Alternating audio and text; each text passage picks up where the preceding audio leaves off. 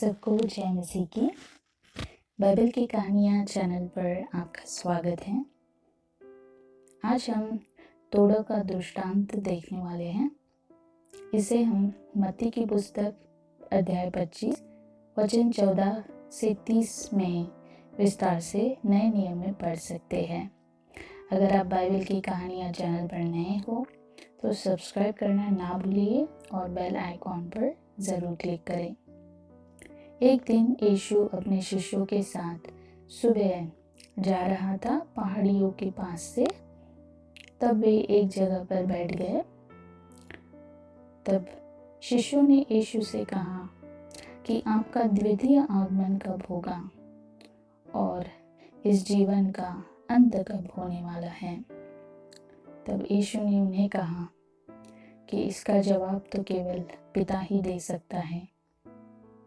ये बात तो ना मुझे पता है, ना तो किसी स्वर्ग के दूत को पता है। इसलिए इस बात पर आप ज़्यादा चिंता ना करें, ना ही अनुमान लगाइए कि मेरा द्वितीय आगमन कब होगा, क्योंकि ऐसा करना व्यर्थ है।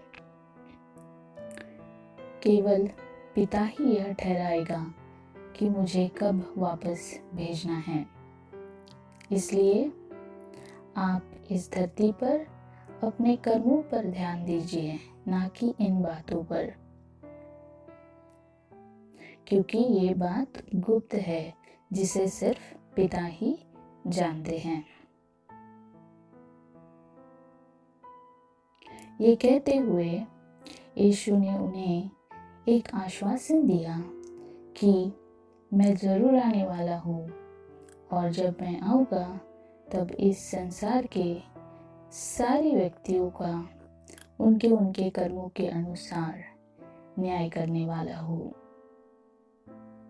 इसलिए अपना जीवन बहुत ही अच्छी तरह से आप जिए, ताकि आप नीतिमान ठहराएंगे जब मेरा द्वितीय आगमन होगा। तब यीशु ने एक कहानी बताई। एक मनुष्य परदेश जा रहा था। तब उसने अपने प्रिय दूतों को बुलाकर उन्हें कुछ तोड़े सौंप दिए। पहले को 5 दिए, दूसरे को 2 और तीसरे को 1 दिया। ये आप चित्र में देख सकते हो। तो ये स्वामी परमेश्वर को दर्शाता है और दास मतलब हम, जिसने परमेश्वर का स्वीकार किया है अपना उद्धारकर्ता कहकर। और तोड़े ये एक वरदान है, ये एक अभिषेक है जो हर किसी को परमेश्वर ने उनकी काबिलियत के अनुसार प्रदान किया है। तो एक तोड़ा करीबन 20 किलो चांदी के बराबर है। तो जिन्हें 5 तोड़े मिले थे उन्हें इनका महत्व था, और जिन्हें 2 तोड़े मिले थे उन्हें भी इसका महत्व था। इसलिए उन्होंने बहुत ही चतुराई से इन तोड़ों को दुगना बनाया। जिन्हें 5 तोड़े मिले थे उन्होंने इसे 10 बनाए अपनी बुद्धिमत्ता से, और जिन्हें 2 मिले थे उन्होंने 4 बनाए अपनी बुद्धिमत्ता से। पर जिन्हें 1 मिला था वो डर गए। उन्हें लगा कि यीशु ने ना तो कभी बोया है फिर भी उसने काटा है, और ना तो उसने कभी बिखराया है फिर भी उसने उठाया है। तो उसने वो गाड़ दिया मिट्टी में।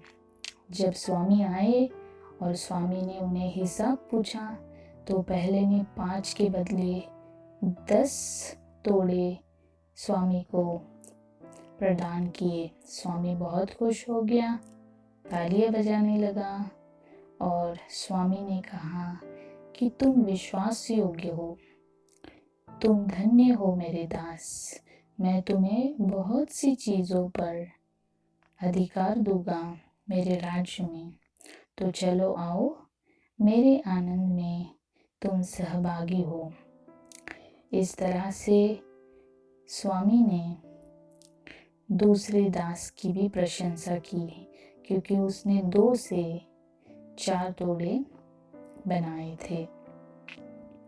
पर जो तीसरा दास था उसने एक ही तोड़ा अपने स्वामी को दिया और कहा कि इसे मैंने मिट्टी में गाड़ दिया था, क्योंकि मुझे पता है कि तुम बहुत कठोर हो और इसलिए मैंने इसे व्यापार में इस्तेमाल नहीं किया, क्योंकि अगर मैं डूब जाता तो मैं ये तोड़ा तुम्हें वापस नहीं दे पाता। तब स्वामी बहुत क्रोधित हुए और उन्होंने कहा कि अगर ये साहूकारी को आप देते तो इसका मुनाफा मुझे मिलता जब मैं आता, पर आपने ऐसा किया नहीं। इसलिए उसने अपने बाकी के दासों को बुला के वो एक तोड़ा उससे लेके जिसने 10 बनाए थे उसको दे दिए, और जिस दास ने, मूर्ख दास ने उस तोड़े का इस्तेमाल नहीं किया, उसे बंद कोठरी में डालने का आदेश दिया गया। तो इस तरह से ये कहानी मत्ती की पुस्तक में लिखी गई है। इसी प्रकार प्रियो, हमारे जीवन में भी परमेश्वर ने हमें वरदान और अभिषेक दिया है, और ये वास्तव में परमेश्वर ने हमें सौंपा है। ये तोड़े उस स्वामी ने उन्हें सौंपे थे, ना कि उन्हें दे दिए थे। अगर वो उन्हें दे देता तो उन्हें उन तोड़ों का हिसाब स्वामी को देना नहीं पड़ता, परंतु उन्होंने वो सौंप दिए थे ताकि वो उसे सुरक्षित रखे, उसका इस्तेमाल करे, और जब वे वापस आएंगे तब वो तोड़े उन्हें वापस कर दे। इसी प्रकार प्रियो, हम सबको परमेश्वर ने कुछ न कुछ वरदान हमारे लिए दिए हैं। किसी को अच्छा प्रचार करना आता है, किसी को अच्छा लिखना आता है, किसी को अच्छा गाना गाना आता है, कोई बहुत दयालु है, कोई बहुत इंटेलिजेंट है, कोई बहुत अच्छे से म्यूज़िक बजाता है। तो हर किसी को अपने अपने काबिलियत के अनुसार परमेश्वर ने वरदान दिए हैं। तो हमें इस वरदान का सही तरह से इस्तेमाल करना चाहिए। हमें इस वरदान को आगे ले जाना चाहिए। अगर परमेश्वर हमें कोई वरदान देता है, अगर हम उस वरदान को छिपा कर रखते हैं, इस दुनिया के सामने नहीं लाते हैं, तो हम परमेश्वर के मूर्ख दास कहलाते हैं, और परमेश्वर हमें आशीषित नहीं करेगा जब वो देखेगा कि जो गिफ्ट उसने हमें दिए हैं उसका हमने इस्तेमाल किया नहीं। इसलिए प्रियो, अगर आपके पास परमेश्वर ने दिया गया कोई वरदान है तो आप उसका इस्तेमाल ज़रूर करिए। अगर आपको अच्छा गाना गाना आता है तो आप उस आवाज़ का इस्तेमाल करें। अगर आपको करने आता है तो आप हर नगर में जाइए, आपके आजू बाजू में, और परमेश्वर के नाम का प्रचार कीजिए। अगर आपको अच्छा लिखना आता है तो आप अच्छी अच्छी कहानियाँ लिखिए ताकि लोग परमेश्वर के बारे में जान सके। आपका जो कार्य है बहुत महत्वपूर्ण है, क्योंकि ये एक कार्य नहीं पर ये एक जिम्मेदारी परमेश्वर ने आपको सौंपी है। अगर आप इस जिम्मेदारी को अच्छी तरह से पार करते हैं तो आपको परमेश्वर पारितोषिक ज़रूर देगा, और वो आपको स्वर्ग राज्य में बहुत सी चीज़ों पर अधिकारी बना देगा।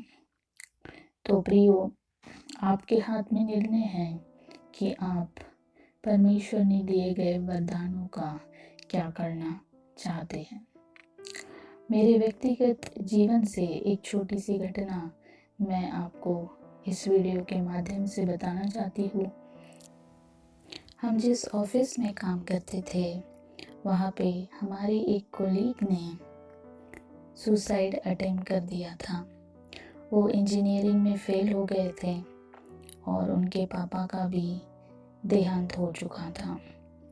तो उन्होंने काफ़ी सारी पिल्स खा ली और जो लास्ट कॉल है वो हमें किया था ये बताने के लिए कि वो ज़िंदगी से हार चुके हैं और वो मरना चाहते हैं। और उन्होंने दरवाजे अंदर से लगा लिए थे और रात के 12 बज गए थे। तब हमने परमेश्वर के एक दास को वहाँ पर जाके उनकी जान बचाने के लिए कहा, पर वो परमेश्वर का दास डर गया। उसे लगा कि अगर वो वहाँ तक जाते हैं और तब तक अगर उसकी जान चली जाती है तो पुलिस को लगेगा कि हमने ही इन्हें मार दिया है। इसलिए वो डर गए और वहाँ पे वो गए नहीं। तब हमें समझ नहीं आया कि अब हम क्या करें। फिर हमने घुटनों में बैठकर प्रार्थना की और परमेश्वर से कहा कि केवल तू ही अब इनकी जान बचा सकता है। और फिर अद्भुत रीति से जब मैं प्रार्थना कर रही थी तब उस भाई ने ऐसा महसूस किया कि कोई स्वर्गदूत आकर उसकी पीठ को जोर से थपथपाया और वो जो गोलियां उसने खाई थी उसने उगल दी। उगलने के बाद उसकी जान में जान आई और उसने फिर हमारे कहने के बाद अपना मुंह अच्छे से गर्म पानी से धोया और फिर वो धीरे धीरे बेहतर महसूस करने लगा। इस प्रकार उस भाई की जान बच गई और उसने कई लोगों को ये सुसमाचार सुनाया कि उसको परमेश्वर में एक नई ज़िंदगी मिली है। मुझे लगा नहीं कि मैं ये कार्य कर पाऊंगी, पर परमेश्वर ने मेरा इस्तेमाल किया। अगर आज का पार्ट आपको अच्छा लगा तो कमेंट लिखना ना भूलिए, इससे चैनल की ग्रोथ होने में हेल्प होती है। तो मिलते हैं अगले वीडियो में, तब तक के लिए जय मसीह की।